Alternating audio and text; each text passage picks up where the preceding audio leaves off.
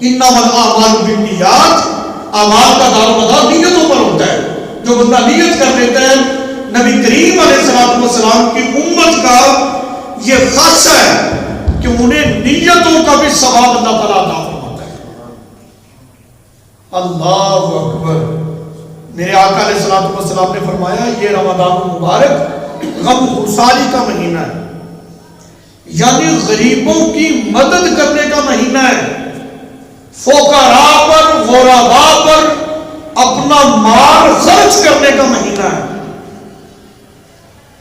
یعنی انسان یہ نہ سوچے جس کو اللہ تعالیٰ نے مال دیا ہے کہ بھی سارا مہینہ میں اپنا مال غریبوں پر، فقراء پر، تنگ دست لوگوں پر خرچ کرتا رہا تو میں خود تنگ دست ہو جاؤں گا.